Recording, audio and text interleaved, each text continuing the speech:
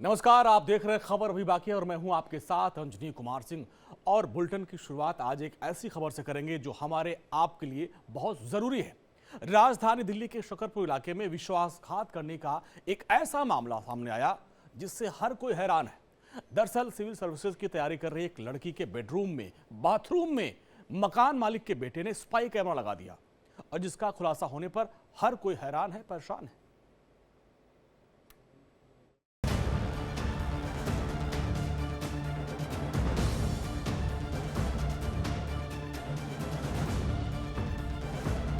Delhi police के शिकंजे में खड़े इस हैवान को जरा गौर से देखिए।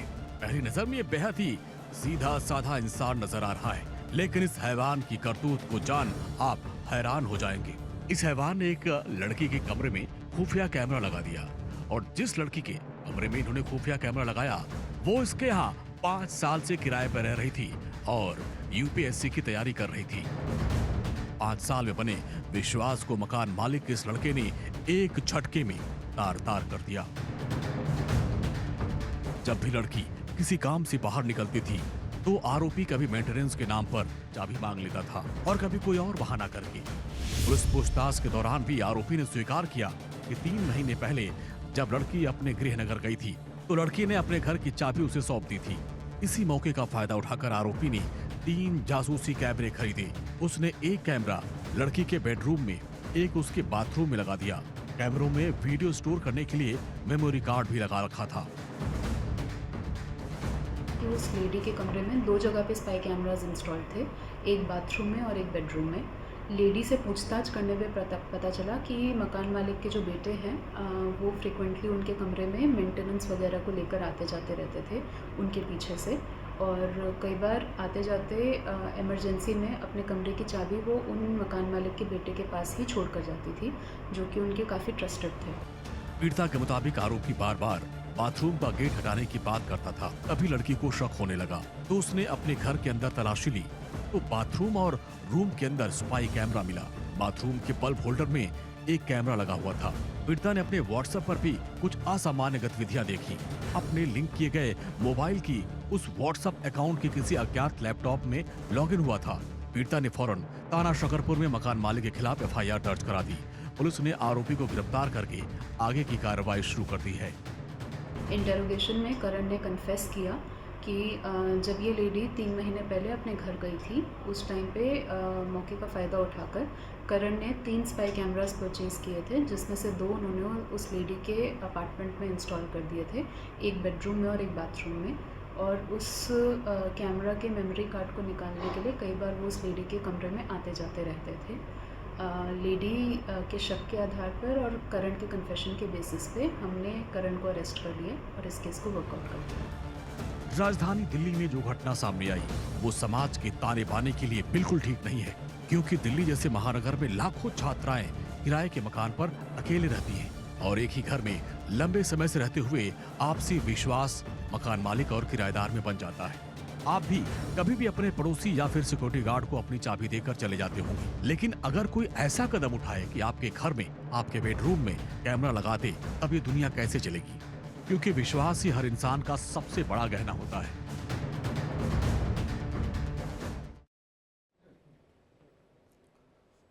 अब आप सोचिए, दिल्ली में ये लड़की 5 साल से इसी मकान मालिक के घर में रहती थी। एक अच्छा रिश्ता बन गया था, लेकिन इन रिश्तों का कत्ल किया गया, विश्वास को तोड़ा गया। इस पर इस पीड़िता का क्या कुछ कहना? कब उनको शक हुआ कि उनके कमरे में ऐसा कुछ हुआ है? पूरी बात आपको सुनाते हैं, एक्सक्लूसिव रिपोर्ट दिखाते हैं आपको। इस वक्त हमारे साथ वो पीड़िता मौजूद हैं जिनके साथ ये पूरी दुर्घटना हुई थी, उनसे बातचीत करेंगे। मैम, किस तरीके से आपको पता चला और पूरी घटना क्या थी? मैम, मैं यहाँ पिछले कुछ सालों से रहती हूँ। जब सब जाते हैं तो इन्हें चाबी दे के जाते हैं और ये ले लेते हैं चाबी। फिर जो वो बार बार मेरे वॉशरूम के दरवाजे के पीछे पड़ गया कि इसे बंद करके यूज़ किया करो या इसे निकलवा दो, इसकी ज़रूरत नहीं है। वो वॉशरूम दरवाज़ा निकलवाने वाले को भी ले आया, तो मुझे बहुत डाउट हुआ। मैंने उसे की नहीं दी। फिर मैंने मेरे दिमाग में आया इसे चेक करती हूँ। फिर मैंने उसे चेक किया तो उसमें हिडन कैमरा लगा हुआ था। फिर मैंने रूम भी चेक किया तो वहाँ से भी 3 कैमरे मिले हैं। टोटल कितने कैमरे? 4। अच्छा, वॉशरूम का दरवाज़ा, वॉशरूम के अंदर भी ऐसा सुनने में आ रहा था कि लगाया हुआ है कैमरा, तो वॉशरूम का दरवाज़ा हटाने के लिए क्यों बोल रहे वो उसकी बैक साइड में आ रहा था ना कैमरा। हैं? तो आपको कब पता चला और कैसे पता चला कि वो जब दरवाज़ा निकलवाने वाले को ले आया तो मुझे लगा ये क्यों निकलवा रहा है, क्यों अपना दरवाज़ा कोई निकलवाएगा अपने घर का। तो आपने किस तरीके से चेक किया होगा, कुछ ऐसा दिखा? मैंने देखा ये खाली होल्डर लगा हुआ है, इसका कोई कनेक्शन भी नहीं है, गीज़र से कनेक्शन कर रखा था, तो फिर मुझे डाउट हुआ। अच्छा, तो अब इस पूरे मामले में आप पुलिस आपका सहयोग किस तरीके से कर रही है और आप किस तरीके की कार्रवाई चाहती हैं? मैं ये चाहती हूँ कि उसे पे बीएनएस की धारा 77 लगी है, उस पर आईटी एक्ट लगे। जैसा कि आपने सुना उस पीड़िता के मुँह जुबानी खुद ही कि पूरा मामला क्या था, और जो लोग हम घरों से दूर रहते हैं, किराए के घरों में रहते हैं, भरोसे पे रहते हैं, वहाँ ऐसी घटनाएं होती हैं। अगर मामला राजधानी दिल्ली जैसे बड़े शहर में होता है, राजधानी है देश की, वहाँ पे ऐसे मामले होते हैं, तो छोटे जगहों पे क्या होता होगा इसका भी एक अनुमान लगाया जा सकता है। वीडियो जर्नलिस्ट दिलीप के साथ मैं खुशबू सिंह, इंडिया डेली, दिल्ली। चलिए आगे बढ़ते हैं, अगली खबर का रुख करते हैं। एक सवाल यह है कि क्या अजमेर दरगाह के अंदर महादेव का मंदिर है? ये हम नहीं कर रहे हैं, कई हिंदू संगठनों का ये दावा है। हिंदू सेना ने इसको लेकर बाकायदे अजमेर जिला अदालत का दरवाजा खटखटाया है और ये कहा है कि अजमेर दरगाह को भगवान श्री संकट मोचन महादेव विराजमान है और ये मंदिर है, इसको मंदिर घोषित किया जाए और साथ साथ इसका सर्वे करवाया जाए। पूरी खबर दिखाते हैं आपको।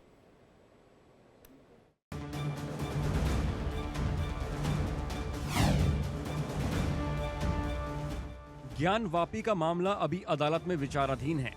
अब अजमेर दरगाह में हिंदू मंदिर होने का एक बार फिर दावा किया गया है। हिंदू सेना ने इसको लेकर अजमेर जिला न्यायालय का दरवाजा खटखटाया है। कहा है कि अजमेर दरगाह को भगवान श्री संकट मोचन महादेव विराजमान मंदिर घोषित किया जाए और इसका एएसआई सर्वे कराया जाए।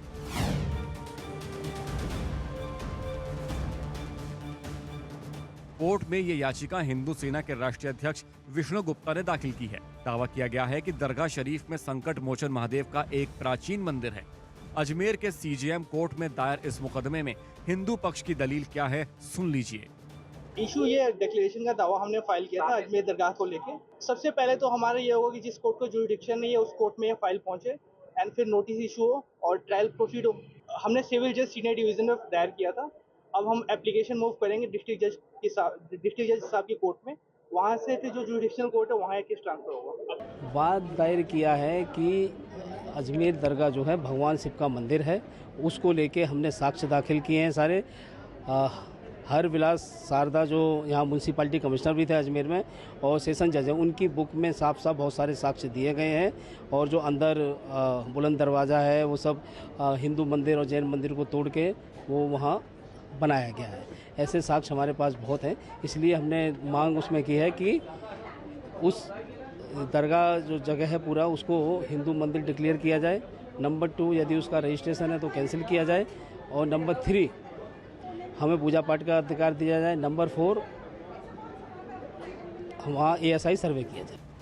हिंदू सेना से पहले इसी साल महाराणा प्रताप सेना ने भी दरगाह में हिंदू मंदिर होने का दावा किया था।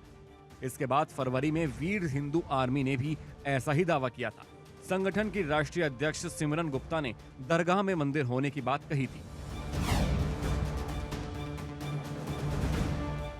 उधर इस पूरे मामले में अजमेर दरगाह के दीवान ने एसपी को पत्र लिखते हुए कहा कि दरगाह के खिलाफ किसी भी टिप्पणी को बर्दाश्त नहीं किया जा सकता है। सिमरन ने आपत्तिजनक टिप्पणी की है जिसे बर्दाश्त नहीं किया जा सकता है, उनके खिलाफ पुलिस कार्रवाई करे। दरगाह की ओर से ये भी कहा गया है कि अगर सिमरन के खिलाफ कड़ी कार्रवाई नहीं की गई तो प्रदर्शन होगा। अजमेर जैसी पवित्र स्थल ख्वाजा मोइनुद्दीन चिश्ती रहमतुल्लाह की दरगाह, जो हिंदुस्तान के मुसलमान ही नहीं पूरी दुनिया के मुसलमान और साथ साथ में मुसलमानों के साथ साथ हर धर्म के लोगों की आस्था का केंद्र है। हर धर्म के लोग इसका सम्मान करते हैं, यहाँ हाजिरी देते हैं। ये वो दरगाह है जहाँ पर प्रधानमंत्री नरेंद्र मोदी साहब हर साल अली नवाज के उसके मौके पर चादर भेजते हैं। नरेंद्र मोदी जी के बर्थडे के मौके पे, उनके जन्मदिन के मौके पे यहाँ पर लंगर बना करके बांटा जाता है। तमाम धार्मिक और राजनीतिक लोग, चाहे वो किसी भी धर्म के हों, सबकी आस्था इस दरगाह से जुड़ी हुई है। लेकिन हिंदू सेना संस्था नामक जो वाद प्रस्तुत किया गया है वो एक तरह से उनकी विषैली मानसिकता को दर्शाता है।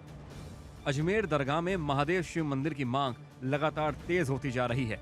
हिंदू संगठनों का दावा है कि मौजूदा वक्त में जिसे जन्नती दरवाजा कहा जाता है वही महादेव मंदिर है। Bureau report, India daily.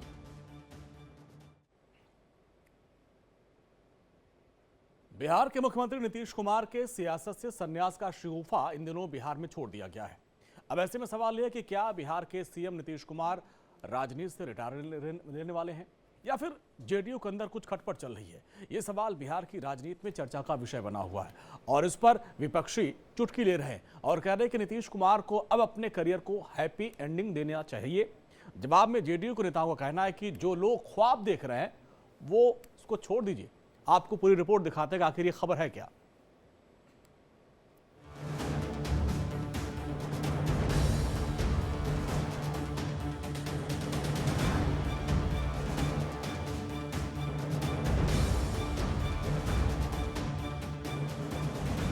हम आपको आश्वस्त करते हैं कि हम इधर उधर होने वाले नहीं हैं, हम रहेंगे आप ही के साथ।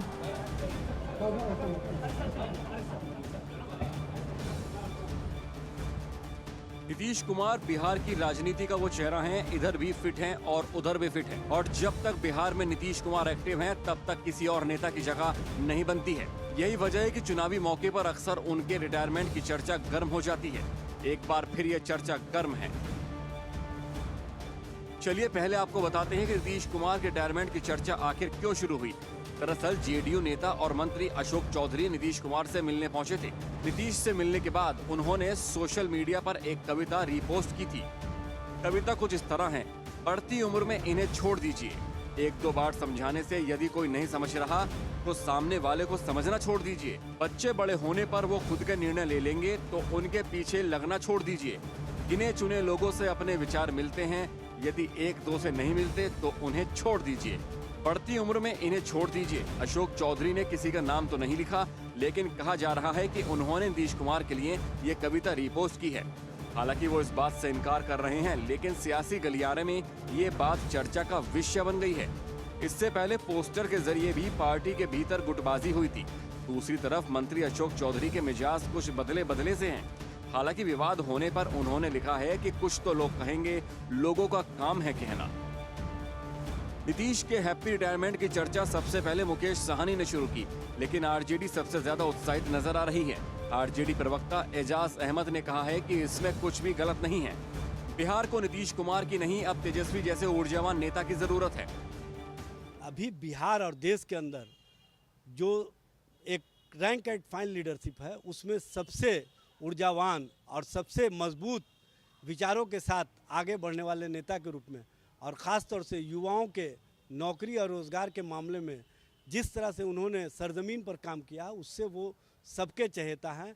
और उनके ऊर्जा का कहीं ना कहीं जो सत्ता पक्ष के लोग हैं, चाहे वो भारतीय जनता पार्टी हो या जनता दल यू के लोग हैं, वो भी मानते हैं कि तेजस्वी प्रसाद यादव हकीकत में जनता और जनता के बीच में अधिक स्वीकार्यता प्रदान। विपक्ष भले ही चुटकी ले रहा है, लेकिन नीतीश के रिटायरमेंट की चर्चा को उनके पुराने सहयोगी और राज्यसभा सांसद उपेंद्र कुशवाहा बेकार की बातें बता रहे हैं। उपेंद्र कुशवाहा ने कहा है कि नीतीश आज भी सबसे ऊर्जावान नेता हैं। इस तरह की बात बहुत ही फिजूल की बातें हैं, बकवासपूर्ण बातें हैं। हमने देखा कल के जेडीयू के अंदर से भी किसी ने कहा, नीतीश कुमार जी की उम्र का हवाला देते हुए इस तरह की बात कही गई है। नीतीश कुमार जी अभी भी जितनी मेहनत कर रहे हैं, उनके सामने कोई नौजवान भी फेल है, ग्राउंड जीरो पर जा रहे हैं, लोगों के बीच जा रहे हैं। कोई भी उनकी उम्र का हवाला देकर इस तरह की बात कर रहा है, समझिए बिहार के विकास का विरोधी है और अनर्गल बात कर रहा है, आपत्तिजनक बात कर रहा है। बिहार सरकार में मंत्री श्रवण कुमार का भी कहना है कि ये बेकार की बातें हैं। सत्ता में कोई और आने वाला नहीं है, आगे भी एनडीए की सरकार में नीतीश ही मुख्यमंत्री रहेंगे।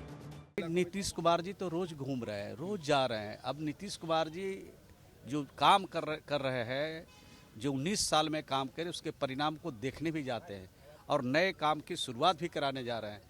तो ये सब नेता लोग जो अखबारी लाल है, अब आप लोग भी उस सबको जरा इस पर इधर उधर घुमाते रहते हैं, चेहरा चमकाते रहते हैं, तो बैठे थोड़े रहें, कुछ कुछ करते रहते हैं। नीतीश कुमार 2005 से बिहार के सीएम हैं। भले ही अब वो उतना एक्टिव नहीं दिख रहे हैं, उनको लेकर तमाम तरह के सवाल उठ रहे हैं। लेकिन अभी उनका विकल्प विपक्ष के पास भी नहीं है। हालांकि तेजस्वी यादव अपनी जमीन मजबूत कर रहे हैं। फिलहाल बीजेपी और जेडीयू नेता नीतीश के हैप्पी रिटायरमेंट की चर्चाओं को खारिज कर रहे हैं, लेकिन चुनाव से पहले इस मुद्दे पर सियासत और गर्म होगी। विपक्ष को नीतीश को घेरने का एक और मौका मिल गया है। पटना से रजनीश सिन्हा के साथ ब्यूरो रिपोर्ट।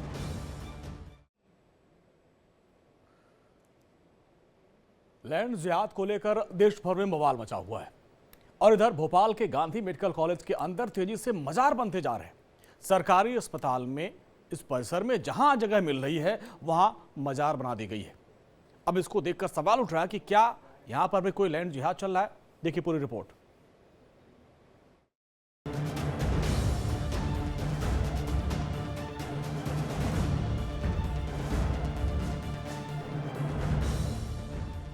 ये है गांधी मेडिकल कॉलेज के एडमिन ब्लॉक के ठीक बगल में ये मजार। कैसे इस अस्पताल में सेंध लगाकर पूरी तरीके से कब्जा जमाए बैठा है। यहाँ नजर आ रहे झंडे और गुम्मत कहेंगे कि लैंड जिहाद का नेक्स्ट स्टेप है।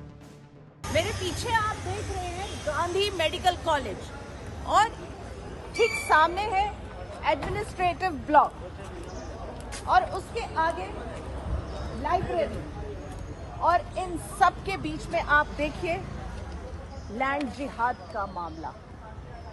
3-4 महीने पहले ही ये पूरे लैंड को ग्रैब करके यहाँ पे ये कंस्ट्रक्शन कर दिया गया है। इस जगह से लेकर पूरा नीचे तक आप देख सकते हैं कि किस तरह से ये लैंड जिहाद का मामला। अस्पताल परिसर में बाहर और इमारत से सटी हुई कई मजारें नजर आएंगी। पार्किंग के एरिया में भी बीचों बीच कई मजारें बनी हुई नजर आएंगी। मज़ारों की बढ़ती तादाद और अस्पताल परिसर में मौजूद मस्जिद की वजह से वहां डॉक्टर्स के साथ मरीजों की परेशानियां भी बढ़ गई हैं। बताया जा रहा है कि जुमे की नमाज के दिन वहां 5000 से ज्यादा लोग पहुंचते हैं, जिसकी वजह से अस्पताल में प्रबंधन को संभालना एक बड़ी चुनौती बनती जा रही है।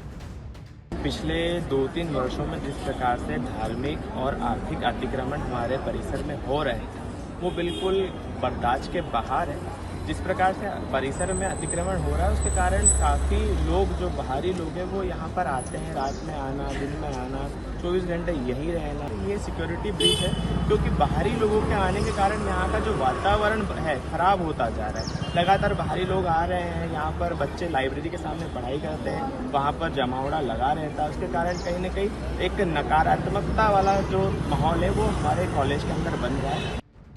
भोपाल में इस समय हालात ये हैं कि जहां जगह मिली वहां चादर डाली और एक मजार बना डाली। भोपाल के हमीदिया अस्पताल में मजारों के मकड़जाल पर इंडिया डेली के रिपोर्टर ने इसका खुलासा किया।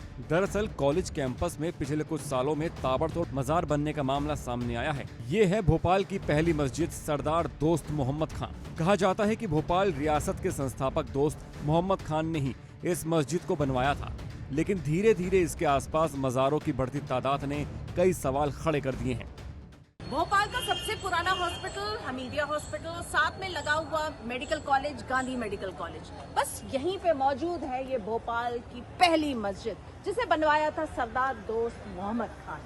ये तो है 400 साल पुराना, लेकिन जिस तरह से हम इस पूरे कैंपस पे देख रहे हैं छोटे छोटे मकबरे अलग अलग जगह आ गए हैं, उनको लेकर जो है लैंड ग्रैबिंग का इशू आ रहा है, तो कितनी सच्चाई है ये बात। चलिए आइए मेरे साथ। हमीदिया अस्पताल के नाम से पहचान रखने वाले इस परिसर में मजारों की तादाद तेजी से बढ़ती जा रही है। दरअसल हमीदिया अस्पताल के आसपास जो इलाका है वह मुस्लिम बहुल्य है। वहां कोई भी इसी वजह से खुलकर विरोध नहीं कर पा रहा है, जिसका फायदा उठाते हुए अस्पताल परिसर के अंदर मजारों की तादाद तेजी से बढ़ाई जा रही है। इसके साथ ही मजारों की रंगाई पुताई के साथ वहाँ लोहे के गेट भी लगाए जा रहे हैं। इस मामले में जब हमारे संवाददाता ने सवाल किए तो सुनिए क्या कहा। ये मजार जो है 6-7 साल पुराना, लेकिन यहाँ पे जो एडमिनिस्ट्रेशन है उसका कहना है कि बहुत छोटा होता था और आप लोग धीरे धीरे इसको बड़ा करते गए। नहीं ऐसा कुछ नहीं था। जो ऑलरेडी है ये वैसे ही है, मतलब हम क्यों बढ़ाएंगे बताया। पूरी ओरिजिनल चीज़ है, आप 1 इंच भी कुछ नहीं बढ़ा यहाँ पर। बस आप दिखवा सकते हैं, रिकॉर्ड दिखवा सकते हैं, कुछ होगा और अगर है तो आप तोड़ दीजिए, जो नया बना आप उसको तोड़वा दीजिए, हमें कोई दिक्कत नहीं है। भोपाल के मेडिकल कॉलेज में भी बाहरी लोगों की आवाजाही बंद करने की मांग उठने लगी है। डॉक्टरों का आरोप है कि बीते 3 साल के अंदर कैंपस में 1.5 दर्जन मजार, मस्जिद और मंदिर कैंपस में बन गए हैं। Bureau report, India daily.